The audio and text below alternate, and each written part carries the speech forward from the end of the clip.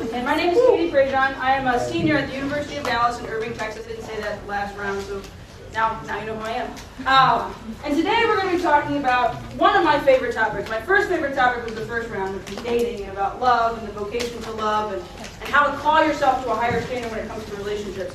This round is about knowing yourself, okay? And about knowing who you are as a person in this world, and ultimately as a person of God. Ultimately as a person made in the image and likeness of Jesus Christ, okay? And this phrase, in, not of, right, comes straight out of Scripture. You have to be in the world, but not of the world.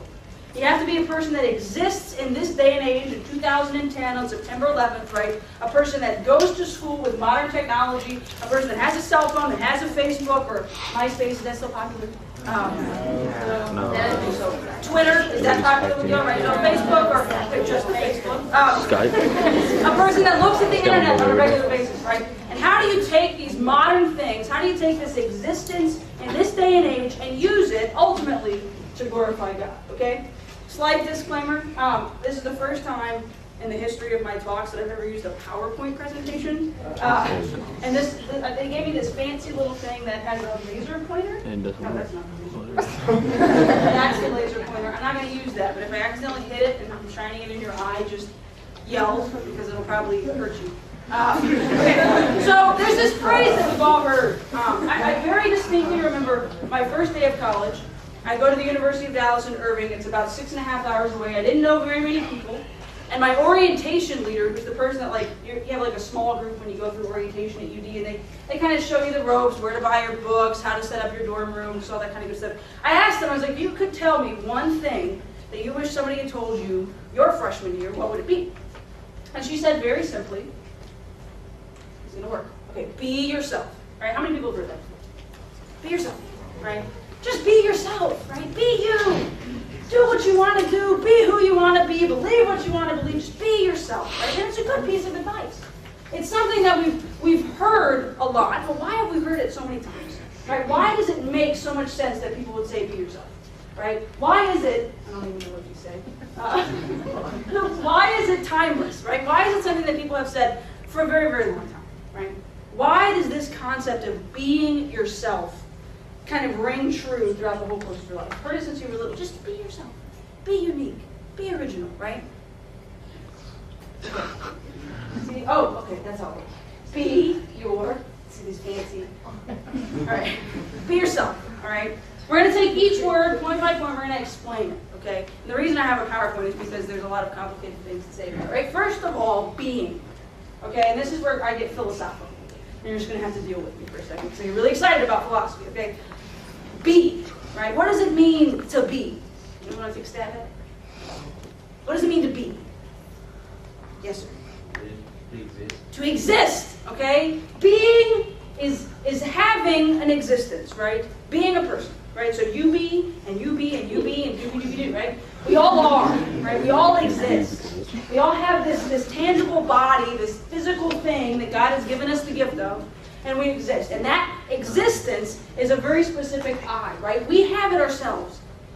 We have it ourselves, right? You exist, and that is your existence, in and of yourself. Your existence is not my existence. And we're going to talk about that in a second, right? But it's something that identifies you as a person, okay? To exist in this world means that you have an identifiable isness, okay? That's the word we're going to use. It doesn't make any sense. I just made it up on the spot, but you have an isness, okay? And that is your person. This is my person stance, right? In a second, you're going to see me do some very weird motions about yourness, and that's even funnier, right? But this is your isness. That's your isness, okay? That's your existence, and it identifies you as a person. It has a nature. Okay, what's the nature of a dog? It's dogness. It's dogness, okay? Way to add ness to the end of it, okay? A nature of a dog, right, is an instinctive thing. So the dog has the nature to bark, right, and to eat, okay, and to curl up on your lap and cuddle with you, right, so you like it a whole lot. You're affectionate towards your dog, right? The human nature. What does it mean to have human nature? Humanness, right? To have personhood, to be somebody unique and distinct. So we're going to get back to this whole nature thing in a second. But I want you to remember this phrase, right? A dog is its nature, okay? A dog is its nature. A human being has its nature. right? Very big distinction between the words is and has.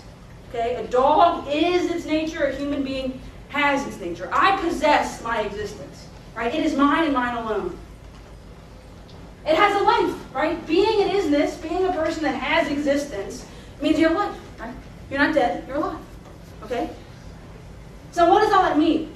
Okay, how is it that I can have an isness? What was given to me by God? I didn't get to choose to have my isness, right? It was something freely given to me by God, who has isness in and of himself because God is, period, right?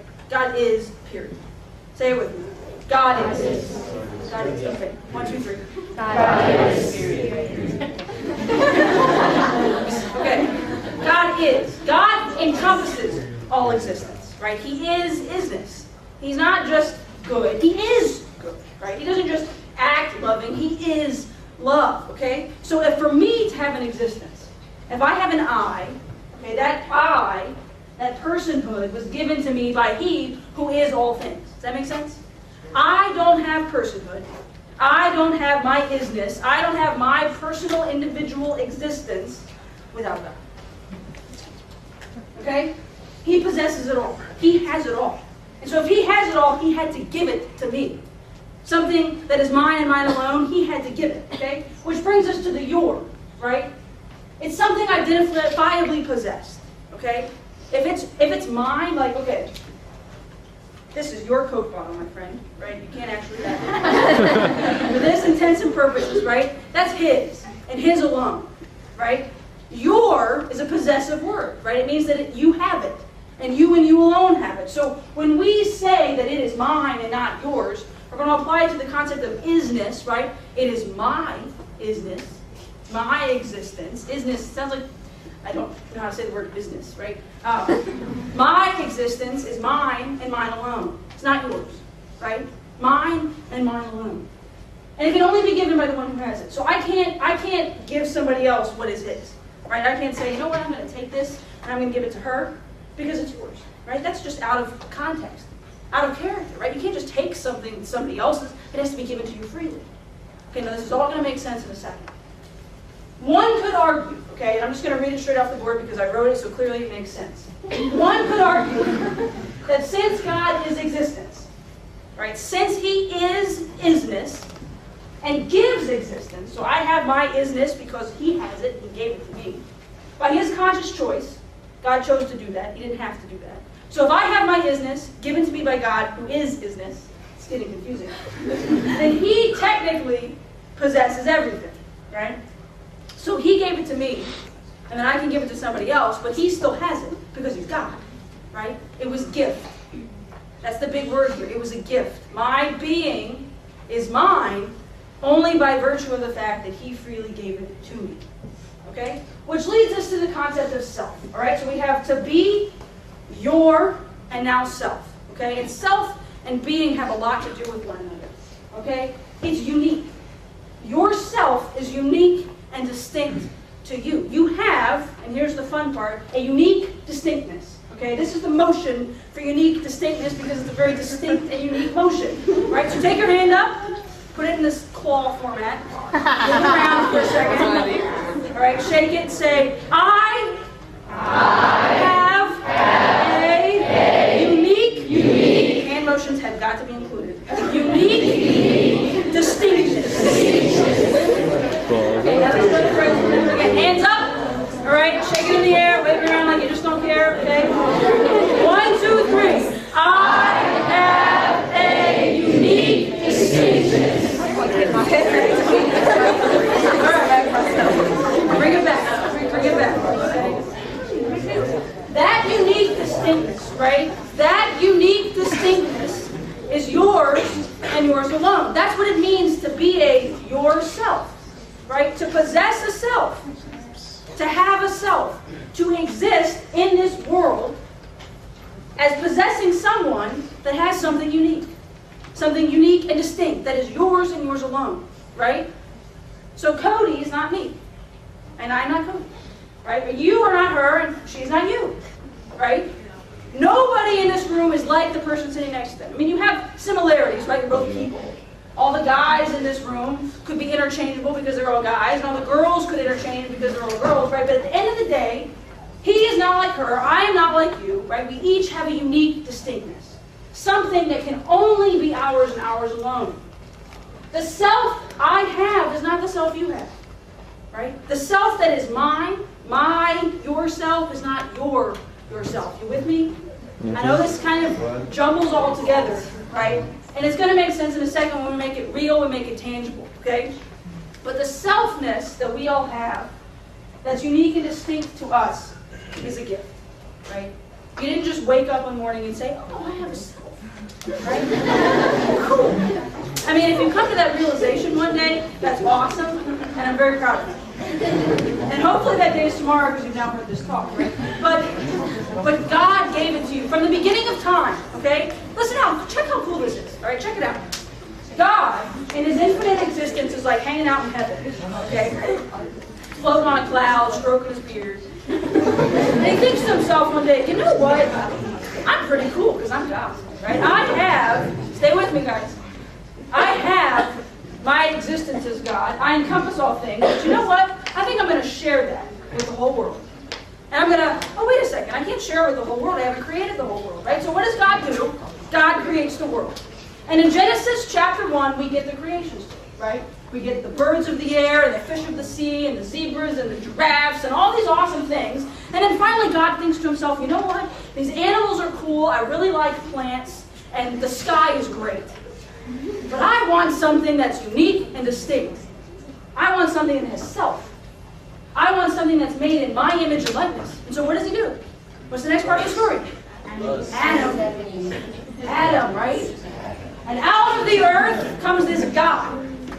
This guy that has command and control over the world, right? A guy that has dictatorship over things lower than him. The high point of creation, humanity.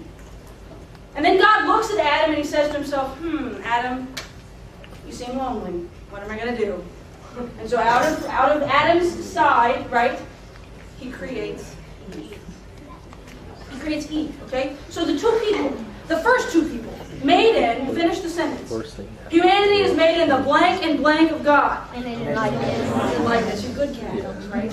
Our unique distinctness is given to us. If you remember nothing from this talk, remember this. I told you that. Remember nothing from this talk, even those of you sleeping, right? Remember this. My unique distinctness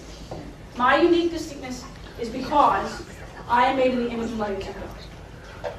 Right? My being yourself can only be made possible by God, by who gave it to me in the first place, right? The self we possess, we have as our own, is in his image and likeness. Which means our unique distinctness ultimately has to point back to him. Okay?